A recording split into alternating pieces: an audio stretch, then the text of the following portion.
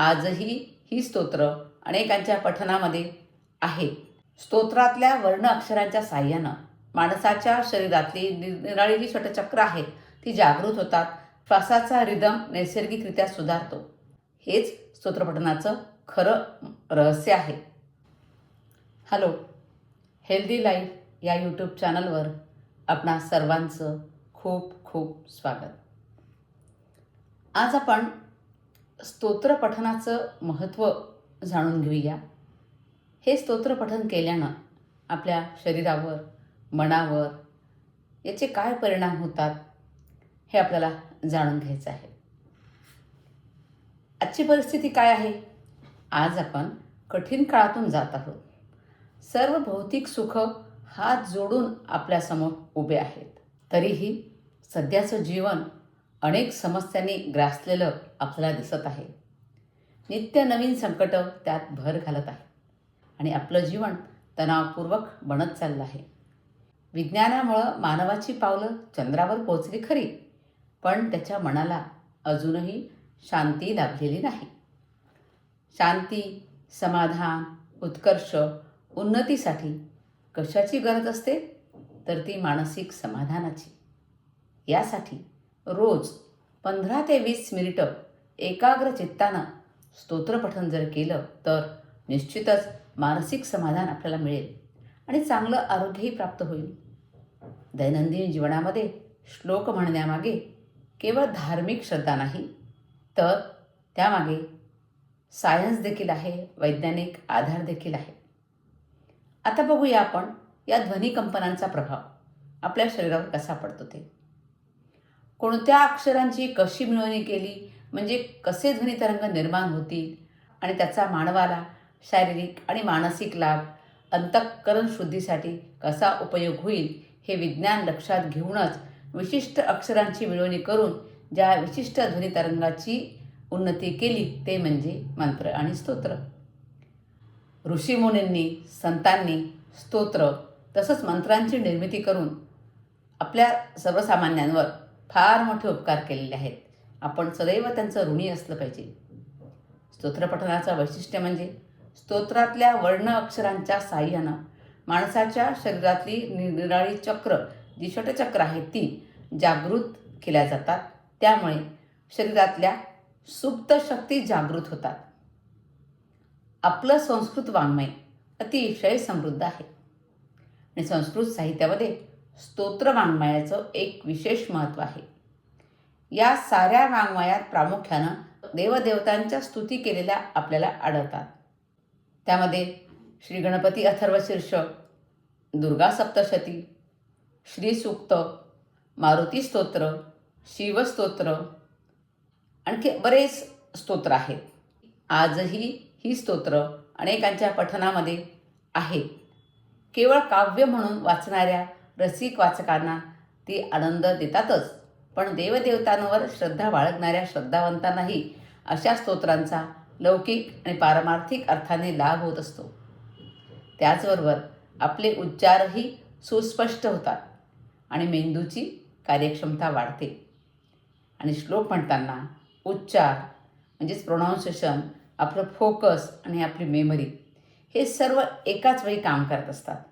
त्यामुळे होतं काय की कॉन्सन्ट्रेशन वाढतं, मेमरी शार्प होते आणि मुलांमध्ये लर्निंग पॉवर वाढते. त्याचबरोबर या स्तोत्रपठणामुळे, मंत्रजपामुळे ब्रिदिंग कंट्रोलसुद्धा येतो. श्वासाचा रिदम नैसर्गिकरित्या सुधारतो. आणि मग हे प्राणायामासारखंच नाही का?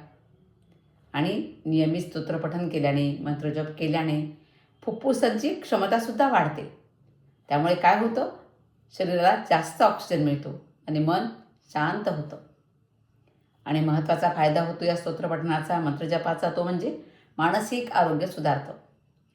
नियमित श्लोक म्हटल्यानं, मंत्र म्हटल्यानं एन्झायटी कमी होते, सकारात्मकता वाढते आणि आपला इमोशनल बॅलन्स म्हणजे भावनिक स्वास्थ्य आपलं सुधारतं. हे मग मेडिटेशनसारखंच नाही का हे? पूर्वी घराघरातून सकाळ संध्याकाळ स्तोत्र म्हटली जात. आज तो काळ मागे पडला आहे. स्तोत्रपठणाचं महत्त्व कमी झालं आहे. तरी या स्तोत्रांनी मानवी जीवनामध्ये एक अलौकिक स्थान मिळवलेलं आहे. स्तोत्रपठणाचा विशेष काही उपयोग होत नाही असं म्हणणारे अनेक जण आहेत.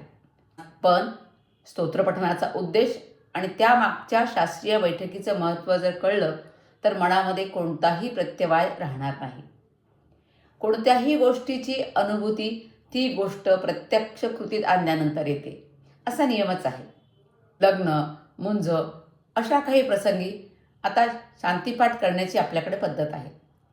रुद्राची आवर्तनं करण्याची क्रिया किंवा लघुरुद्र करण्याची रीत बंद पडत चाललेली आहे. छत्रपती संभाजीनगरमध्ये ईश्वर स्वामींनी ही चळवळ चालू केली आहे. त्यांनी 400 ते 500 महिलांना रुद्र शिकवलेला आहे आणि दर महिन्याला रुद्राचा पाठ होत असतो आणि मी सुद्धा त्याचा एक भाग आहे.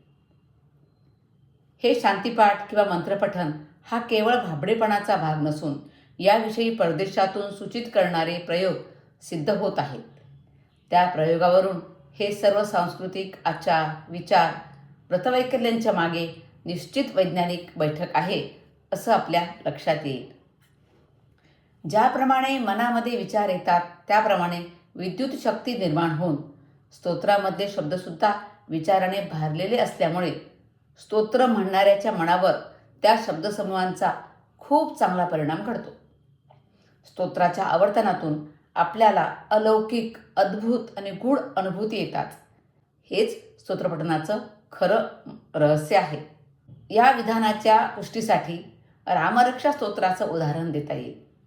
मंत्रशास्त्राच्या दृष्टीने राम या शब्दाला विशेष महत्त्व आहे.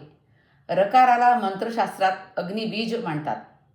रकाराच्या उच्चाराने आपल्या शरीरातल्या विद्युत शक्ती जास्त प्रमाणात क्रियान्वित होतात आणि त्यामुळे आपल्या शरीरात विद्युत प्रवाह सुरू होतो. रकाराची शक्ती अतिशय वेगवान असते. हा प्रयोग कोणीही करून पाहण्यासारखा आहे. संत ज्ञानेश्वरांनी ज्ञानेश्वरीमध्ये म्हटलं आहे की 12 खडी म्हटले की त्यात सर्व मंत्र येऊन गेले. स्तोत्रातल्या वर्ण अक्षरांच्या साह्यानं माणसाच्या शरीरातली निराळी जी षटचक्र आहेत ती जागृत होतात. त्यामुळे शरीरातल्या सुप्त शक्ती जागृत होतात आणि योग्य उच्चारामुळे शरीरातील एनर्जी फ्लो सुधारतो. इनर बॅलन्स मिळतो. सामान्यतः माणूस त्याच्या एकूण शक्तीच्या 10% शक्ती फक्त वापरत असतो. 90% शक्ती सुप्तावस्थेमध्येच असते. ती शक्ती स्तोत्रपठणाने जागृत करता येते. पण त्यासाठी पद्मासनात बसून एकाच वेळी एकाच ठिकाणी आणि योग्य उच्चारात स्तोत्रपठण केलं पाहिजे. स्तोत्रपठणाचा ज्यांना खरोखर अनुभव घ्यायचा आहे त्यांनी ही सर्व पथ्य काटेकोरपणाने पाळावीच लागतात.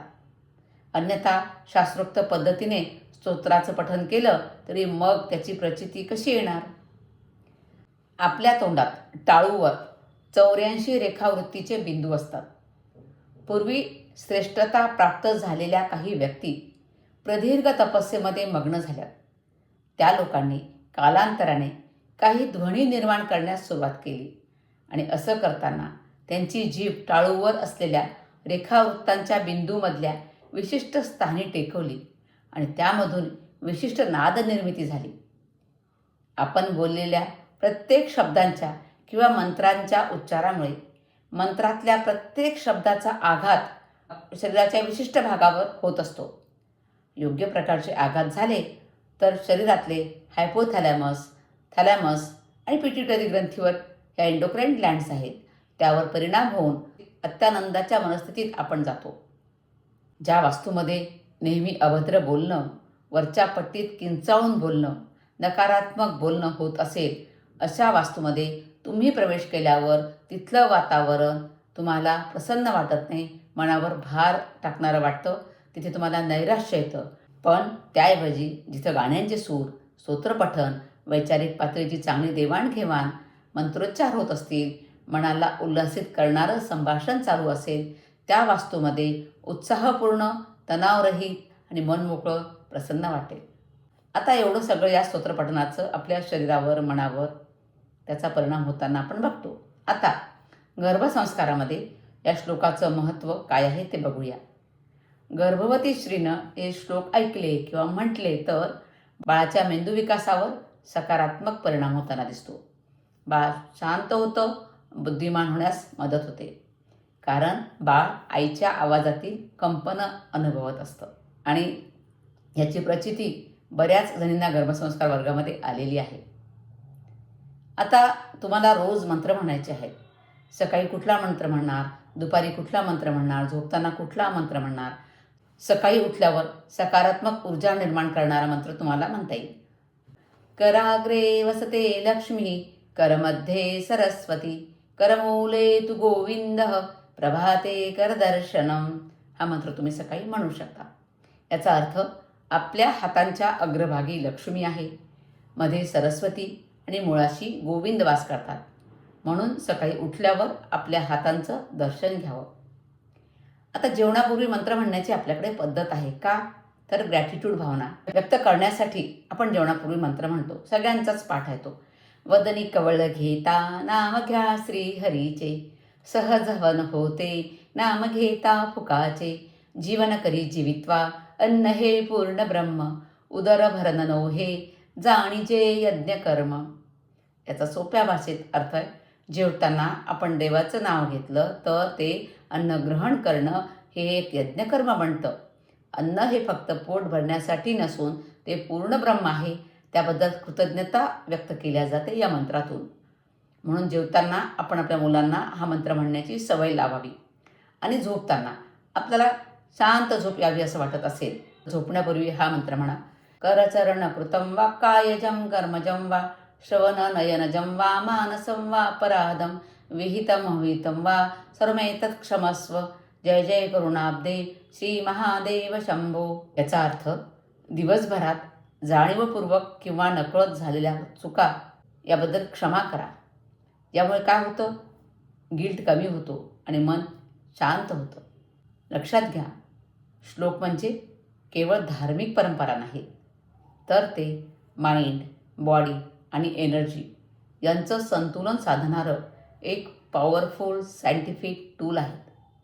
अशी ही स्तोत्रपठणाची माहिती तुम्हाला जर उपयोगी वाटली तर निश्चित हा व्हिडिओ शेअर करा.